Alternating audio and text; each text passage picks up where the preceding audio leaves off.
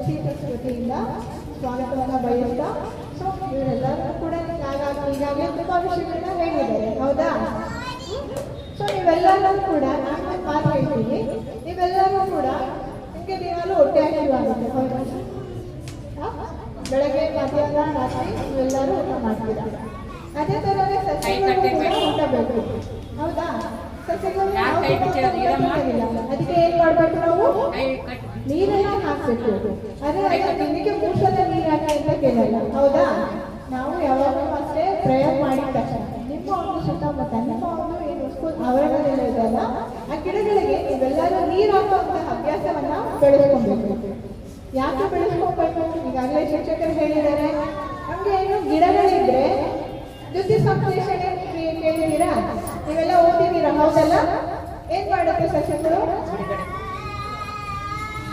ಏನ್ ಮಾಡುತ್ತೆ ಸಸ್ಯಗಳು? ಏನ್ ಮಾಡುತ್ತೆ? ಗಿಡ ಮರಗಳು ಏನ್ ಮಾಡುತ್ತೆ ಅಂತಂದ್ರೆ ಸೂರ್ಯನ ಒಂದು ಕಿರಣಗಳನ್ನ, ಓಕೆನಾ, ಸೂರ್ಯನ ಒಂದು ಕಿರಣಗಳಿಂದ ಏನ್ ಬರುತ್ತಲ್ಲ ಅದನ್ನ ಉಪಯೋಗಿಸ್ಕೊಂಡು ಈ ಒಂದು ವಾತಾವರಣದಲ್ಲಿರ್ತಕ್ಕಂಥ ಕಾರ್ಬನ್ ಡೈಆಕ್ಸೈಡ್, ಇಂಗಾಲದ ಡೈಆಕ್ಸೈಡ್ ಅನ್ನ ಉಪಯೋಗಿಸ್ಕೊಂಡು ನೀರನ್ನ ಉಪಯೋಗಿಸ್ಕೊಂಡು ಅದರ ಒಂದು ಆಹಾರವನ್ನ ಅದು ತಯಾರಿಸಿಕೊಳ್ಳುತ್ತೆ, ಹೌದಾ?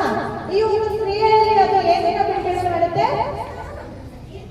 ಏನೇನ ಬಿಡುಗಡೆ ಮಾಡುತ್ತೆ? ಆಕ್ಸಿಜನ್ ಬಿಡುಗಡೆ ಮಾಡುತ್ತೆ, ಹೌದಾ? ಆ ಆಕ್ಸಿಜನ್ ನಾವು ಬದುಕ್ತಾ ಇರೋದು, ಹೌದಾ? ಒಂದು ಕ್ಷಣಕ್ಕೆ ನೀವು ನೆನೆಸ್ಕೊಳ್ಳಿ, ಈ ಗಿಡ ಮರಗಳು ಇಲ್ಲ ಅಂತ ಇಟ್ಕೊಳ್ಳಿ, ಗಿಡ ಮರಗಳೆಲ್ಲ ನಾಶ ಆಗಿದೆ, ಅವಾಗ ನಮಗೆ ಆಕ್ಸಿಜನ್ ಸಿಗುತ್ತಾ? ಉಸಿರಾಡಕ್ಕೆ ನಾವು ಬದುಕಕ್ಕೆ ಬೇಕಾಗಿರೋದೇನು? ಮುಖ್ಯವಾಗಿ ಗಿಡಗಳು ಮರಗಳೇ ಇಲ್ಲ ಅಂತಂದ್ರೆ ಈ ವಾತಾವರಣದಲ್ಲಿರ್ತಕ್ಕಂಥ ಇಂಗಾಲದ ಡೈಆಕ್ಸೈಡ್ ಅನ್ನು ಅಬ್ಸರ್ವ್ ಮಾಡ್ಕೊಳ್ಳೋದು ಯಾರು? ನಮ್ಗೆ ಆಕ್ಸಿಜನ್ ಬಿಡುಗಡೆ ಮಾಡುವಂಥದ್ದು ಯಾರು? ಹೌದಲ್ಲ? ಸೊ ನಾವು ಬದುಕಬೇಕು ಅಂದ್ರೆ ನಾವು ಒಂದು ಪರಿಸರ ತುಂಬಾ ಸಮೃದ್ಧವಾಗಿ ಚೆನ್ನಾಗಿರ್ಬೇಕು ಅಂತಂದ್ರೆ ನಾವೆಲ್ಲರೂ ಮುಖ್ಯವಾಗಿ ಏನನ್ನ ಮಾಡಬೇಕು? ಗಿಡ ಮರಗಳನ್ನ ಬೆಳೆಸಬೇಕು. ಈ ವಿಷಯ ಪ್ರತಿ ತಿಂಗಳು ಏನ್ ಮಾಡ್ತೀರಾ? ನೀವು ಹುಟ್ಟು ಹೋಗೋದಿಲ್ಲ, ಏನ್ ಮಾಡ್ತೀರಾ? ಗಿಡ ನೆಟ್ರೆ ಸಾಕ?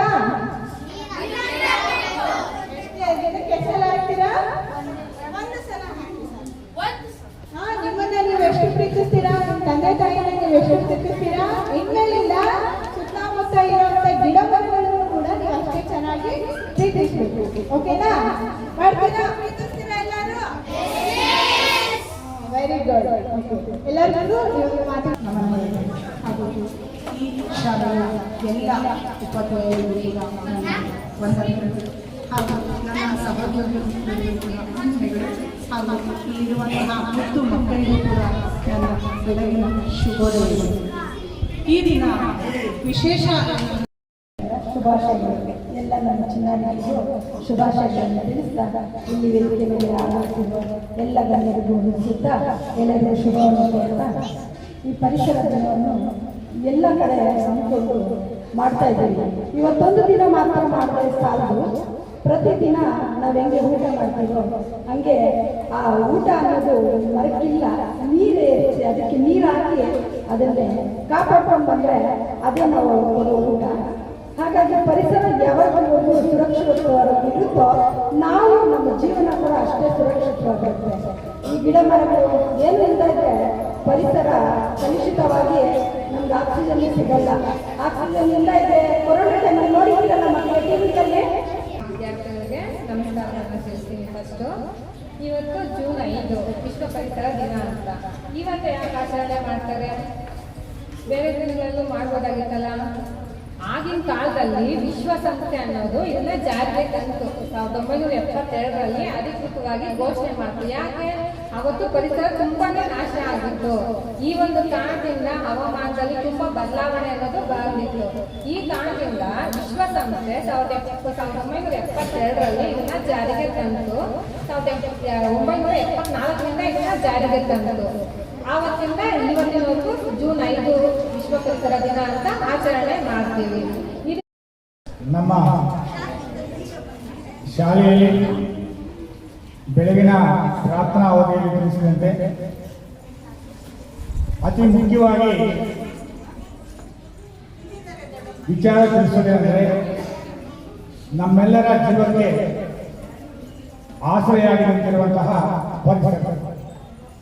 ಆ ಪರಿಸರದಲ್ಲಿರುವಂತಹ ಎಲ್ಲವೂ ಮರಗಿಡಗಳಿಂದ, ಕಾಡು ಮೇಡುಗಳಿಂದ, ನದಿ ಸರೋವರಗಳಿಂದ ಯಾವುದು ಕಡಿಮೆ ಆದರೂ ನಾವು ಉಳಿಯಲಿಕ್ಕೆ ಸಾಧ್ಯ ಇಲ್ಲ.